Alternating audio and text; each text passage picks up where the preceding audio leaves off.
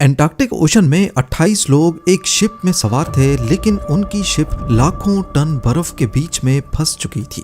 उनको एक ही जगह पर खड़े खड़े 7 महीने गुजर चुके थे। उसी दौरान एक रात उनको शिप के नीचे से एक जोरदार आवाज आई और साथ ही शिप एक तरफ को झुक गई। ऐसा मालूम हो रहा था जैसे किसी ने नीचे से शिप को जोर से धक्का देने की कोशिश की हो। इसके बाद जो हुआ वो उनके वहमो गुमान में भी नहीं था। ज़ेम टीवी की वीडियोस में एक बार फिर से खुशामदीद। नाज़रीन, एंटार्क्टिक ओशन जहां लहरें बिल्डिंग्स जितनी ऊंची, हवाएं 100 किलोमीटर पर आवर और पानी का टेम्परेचर इतना कम कि इंसानी जिस्म का खून जमने लगता है। इस ओशन में सफर करना मौत को गले लगाने जैसा ही है। ठंड और लहरों की वजह से बच भी गए तो पहाड़ों जितने बड़े बर्फ के तोदे आसानी से शिप को कुचलने की सलाहियत रखते हैं। मगर आज से 111 साल पहले, जब ना टेक्नोलॉजी इतनी एडवांस थी और ना ही शिप्स, इसी खौफनाक समंदर में 28 लोगों के एक ग्रुप की शिप फंस गई थी। खुले आसमान के नीचे उन्होंने चंद हफ्ते या महीने नहीं बल्कि हैरत अंगेज तौर पे पूरे 2 साल गुजारे। दूर दूर तक सिर्फ बर्फ, तूफानी हवाएं, खाने पीने की कमी और मदद बुलाने का कोई चांस नहीं। ये एक ऐसी सर्वाइवल स्टोरी है जिसे दुनिया ने नाम दिया है the greatest survival story of all time. इस स्टोरी के हीरो हैं सर अर्नेस्ट शैकलटन, जो एक एक्सप्लोरर थे और उनका मिशन था इंसानी जिस्म की ताकत का एंड्योरेंस टेस्ट करना। और इसी वजह से इन्होंने अपनी शिप का नाम भी एंड्योरेंस ही रखा था। उन्होंने अपनी जिंदगी में कई खौफनाक मिशंस किए थे। 1901 में वो एंटार्क्टिका तक पहुंचने के मिशन का हिस्सा रहे, लेकिन 750 किलोमीटर दूर से ही वापस हो गए। 1907 में भी उन्होंने दोबारा इस मिशन को गले लगाया, लेकिन सिर्फ 150 किलोमीटर पहले उनको वापस पलटना पड़ा। और अब की बार 1914 में उनका प्लान न सिर्फ एंटार्क्टिका पहुंचने का था, बल्कि उन्होंने इस कॉन्टिनेंट को पैदल क्रॉस करने का इरादा किया था। वजह सिर्फ ये थी कि सर अर्नेस्ट शैकलटन वो करना चाहते थे जो आज से पहले किसी ने नहीं किया हो। इस मिशन को इंपीरियल ट्रांस एंटार्क्टिक एक्सपीडिशन का नाम दिया गया, और क्योंकि इस मिशन की नेचर काफी खतरनाक थी, कोई भी इस मिशन पे जाने के लिए राजी नहीं था। सर अर्नेस्ट के लिए सबसे पहला चैलेंज था अपने एक्सपीडिशन के लिए क्रू को ढूंढना। तभी उन्होंने एक एडवर्टाइजमेंट लिखी और उसे द टाइम्स न्यूज़पेपर में पब्लिश करवा दिया। याद रहे कि ये कोई आम टूर ऑपरेटर का इश्तिहार नहीं था। इसके शुरुआती अल्फाज थे man wanted for hazardous journey. इसमें साफ साफ लिखा गया था कि पैसे बहुत कम मिलेंगे, जानलेवा सर्दी का सामना होगा, कई महीनों तक अंधेरे में रहना पड़ेगा, पल पल खतरों से खेलना होगा और सही सलामत वापसी की कोई गारंटी नहीं। सर अर्नेस्ट उन लोगों को अट्रैक्ट करना चाहते थे जो खतरों के सामने डरते नहीं हों। जल्द ही उन्होंने 27 लोगों के क्रू को हायर कर लिया। सर अर्नेस्ट ने इस मिशन के लिए 4 साल की प्लानिंग कर रखी थी, लेकिन जैसे जैसे वक्त करीब आने लगा, उनके एक्सपीडिशन का सपना धुंधला होने लगा, क्योंकि दुनिया में वर्ल्ड वॉर 1 का आगाज हो चुका था। सबको लगा कि शायद अब एक्सपीडिशन कैंसिल हो जाएगा, लेकिन ब्रिटेन, जो खुद भी वॉर डिक्लेयर कर चुका था, उन्होंने इंपीरियल ट्रांस एंटार्क्टिक एक्सपीडिशन को इजाजत दे दी। इस मिशन के लिए एक इंतहाई मजबूत शिप की जरूरत थी, जो बर्फ से ढके एंटार्क्टिक ओशन को चीरती हुई आगे बढ़ सके। पर यह कोई आम जहाज नहीं था जो आसानी से बनाया जा सके। खुशकिस्मती से ऐसा ही एक जहाज आर्कटिक में चलने के लिए पहले से मौजूद था। नॉर्वे की एक कंपनी ने यह जहाज किसी दूसरे एक्सप्लोरर के लिए बनाया था, जो उस वक्त की एलीट क्लास को इस शिप के जरिए पोलर बियर के शिकार पर लेके जाना चाहता था, लेकिन उसका बिजनेस मॉडल फ्लॉप हो गया। सर अर्नेस्ट ने यह जहाज खरीदकर इसे एंड्योरेंस का नाम दे दिया। एंड्योरेंस को खास तौर पर अमेरिकन ओक की मोटी लकड़ी से बनाया गया था, और डिजाइन कुछ ऐसा था कि लकड़ी बर्फ के जबरदस्त दबाव को भी बर्दाश्त कर सके। ये एक किस्म का हाइब्रिड जहाज था, जिसमें सेल्स भी थीं और इंजन भी मौजूद था। अब आखिरकार वो दिन आ ही गया जिसका सर अर्नेस्ट को पिछले कई सालों से इंतजार था। 8 अगस्त 1914 को एंड्योरेंस ने इंग्लैंड के शहर प्लेमथ से सफर का आगाज किया। अगले 4 महीनों तक वो अटलांटिक ओशन में ही सफर करते रहे। पहले वो अर्जेंटीना गए, फिर वहां से साउथ जॉर्जिया आइलैंड, और वहां पे आखिरी तैयारियां मुकम्मल करने के बाद 5 दिसंबर 1914 को उन्होंने जहाज की डायरेक्शन एंटार्क्टिक ओशन में वेडल सी की तरफ कर दी। एंड्योरेंस में 28 लोगों समेत 50 बड़ी नस्ल के कुत्ते भी थे, जिनको एंटार्क्टिका की बर्फ में साजो सामान वगैरह खींचने के काम में लाया जाना था। 46 दिनों तक ये सफर चलता रहा और अब वो सिर्फ एक दिन में ही एंटार्क्टिका के कोस्ट पे पहुंचने वाले थे। लेकिन फिर 18 जनवरी 1915 को पहली मुसीबत ने उनका रास्ता रोक दिया। हुआ कुछ यूं कि वेडल सी के ऊपर बर्फ की लेयर्स मोटी से मोटी होती गईं और एक पॉइंट पे आकर ये लेयर्स 18 फीट तक मोटी हो गईं, और अब एंड्योरेंस में इतनी ताकत नहीं थी कि उन्हें चीर कर आगे बढ़ सके। ये बर्फ कहीं कहीं इतनी कमजोर भी थी कि यहीं से पैदल सफर को शुरू करना भी मुमकिन नहीं था। एंड्योरेंस अपनी मंजिल वासल बे से लगभग 130 किलोमीटर पहले ही बर्फ में फंस चुकी थी। शुरुआत में लगा कि शायद ये मसला आर्जी तौर पे आया है, लेकिन असल में ये इंपीरियल ट्रांस एंटार्क्टिक एक्सपीडिशन के रास्ते में आने वाला सबसे बड़ा मसला साबित हुआ। कई दिनों तक लगातार कोशिशें करने के बाद उन्होंने 300 टन वजनी शिप को मैन्युअली आगे बढ़ाने का फैसला किया। लगातार अगले 2 दिनों तक बर्फ को काटने और रास्ता बनाने का काम करते करते क्रू बिल्कुल एग्जॉस्ट हो गया, लेकिन ये काम उनकी सोच से भी ज्यादा मुश्किल था। कई दिनों की मेहनत के बाद वो शिप को महज 300 मीटर तक ही आगे बढ़ा सके, लेकिन उसके बाद एंड्योरेंस दोबारा फंस गई। 1 महीने तक शिप को आजाद करवाने की कोशिशों के बाद आखिरकार 14 फरवरी 1915 को सर अर्नेस्ट ने हिम्मत हार ली। उन्होंने फैसला किया कि शिप को बर्फ की नेचुरल मूवमेंट पे ही छोड़ दिया जाए। हो सकता है सर्दियां ढलते ही बर्फ खुद ही टूट जाए। इस दौरान एंड्योरेंस एक विंटर स्टेशन का काम दे रही थी। क्रू इसमें अपने रूटीन का काम करने लगे, पर फर्क सिर्फ इतना था कि शिप अब एक ही जगह खड़ी थी। क्रू का जज्बा बहुत ऊंचा था और सर अर्नेस्ट ने शिप पर एक डिसिप्लिन कायम कर रखा था। वो लोग दिन भर मसरूफ रहने के लिए डिस्कशंस करते, सॉकर खेलते, एक दूसरे का हेयर कट करते और कुकिंग में टाइम गुजारते थे, सिर्फ इस इंतजार में कि एक दिन बर्फ टूटकर उनको आगे या पीछे जाने का रास्ता देगी। एंड्योरेंस में क्रू के दिन गुजरते गए और सब आपस में एक दूसरे से मजीद क्लोज हो गए, यहाँ तक कि जानवरों के साथ भी एक इमोशनल अटैचमेंट होने लगी। सबको उम्मीद थी कि एक दिन वो किसी सिविलाइजेशन के करीब पहुंच जाएंगे, पर शायद कुदरत को कुछ और ही मंजूर था। अप्रैल 1915 में बर्फ टूटने तो लगी, लेकिन बढ़ते हुए प्रेशर की वजह से बर्फ की लेयर्स एक दूसरे पर चढ़ने लगी और ये एक इंतहाई अनएक्सपेक्टेड इवेंट था। कंप्रेस होती करोड़ों टन बर्फ ने एंड्योरेंस पर भी प्रेशर देना शुरू कर दिया।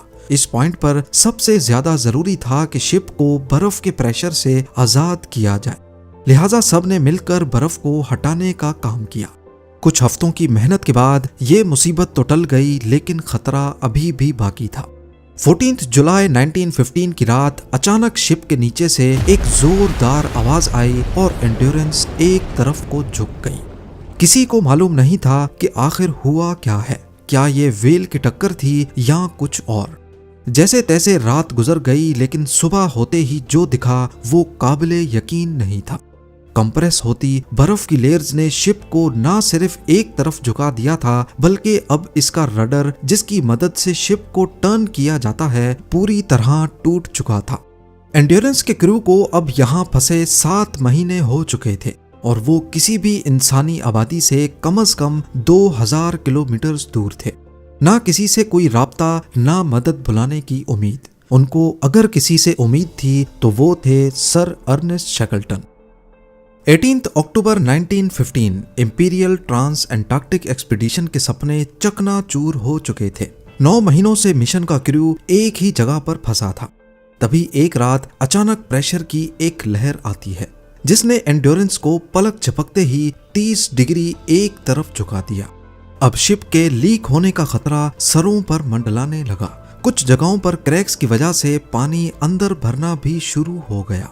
सारे क्रू ने मिलकर रात भर काम किया कि किसी तरह शिप के अंदर पानी ना भर पाए। पर उनके सर पर छत का सहारा शायद यहीं तक था। 27 अक्टूबर 1915 को सर अर्नेस्ट शैकलटन ने शिप को खाली करने का ऑर्डर दे दिया, क्योंकि जिंदगी बचाने का अब सिर्फ यही एक तरीका था। जरूरी साजो सामान बाहर निकाले गए, जानवर, खाना पीना, लाइफ बोट्स और बिस्तर वगैरह सब कुछ बाहर निकालकर अब पूरा क्रू बर्फ की चादर पर खुले आसमान तले आने पर मजबूर हो गया। पिछले कई महीनों से जिस शिप का सहारा था वो अब उन सब के सामने बर्फ के प्रेशर तले टूटकर तबाह हो गई और आहिस्ता आहिस्ता पानी के अंदर डूबने लगी। अब सबके जहन में एक ही सवाल आ रहा था कि तैरते हुए बर्फ के तोदे पर आखिर कब तक वेट किया जाएगा। सर अर्नेस्ट शैकलटन ने फैसला किया कि यहाँ पर रहना खतरे से खाली नहीं है। उनको 550 किलोमीटर दूर पॉलेट नामी आइलैंड का पता था, जहाँ कभी शेल्टर और सप्लाईज हुआ करती थी। पर वहां तक पहुंचने के लिए सिर्फ 3 लाइफ बोट्स का सहारा काफी नहीं था, क्योंकि जो बर्फ इतने बड़े जहाज को तोड़ सकती है उसके लिए ये लाइफ बोट्स क्या चीज होंगी। लिहाजा फैसला हुआ इस आइलैंड तक पैदल चल के जाने का। उन्होंने पॉलेट आइलैंड की तरफ सफर शुरू किया, जो उनके एडवेंचर का सबसे खतरनाक पार्ट था। अगले 6 महीनों तक क्रू ने जानलेवा खतरों का सामना किया। वो जिस आइस शीट पर कैंप लगाते उसमें या तो सुराख पड़ जाते या वो पानी के बहाव के साथ तैरने लगता। खुशकिस्मती से ये आइस शीट्स तैरकर आहिस्ता आहिस्ता पॉलेट आइलैंड की तरफ ही जा रही थी। लिहाजा सर अर्नेस्ट ने फैसला किया कि वो आइस शीट पर ही तैरते तैरते पॉलेट आइलैंड तक पहुंचेंगे। क्रू के पास अब खाना पानी सब खत्म हो चुका था। उनको तैरती हुई आइस शीट नुमा आइलैंड पर जो कुछ मिलता वो इसे शिकार करने की कोशिश करते थे, जैसे पेंगुइन्स और सील्स वगैरह। फरवरी 1916 उन्हें सफर पर निकले अब 13 महीने हो चुके थे।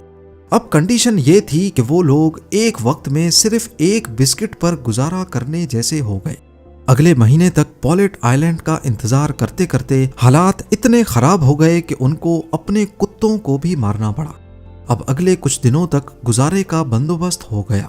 उनको उम्मीद थी कि पॉलेट आइलैंड पर पहुंचकर कुछ सप्लाईज मिल जाएंगी, लेकिन जिस तैरते आइलैंड पर वो सवार थे उसने अपनी डायरेक्शन बदल ली और वो पॉलेट आइलैंड के बजाय एलिफेंट आइलैंड तक जाने लगा।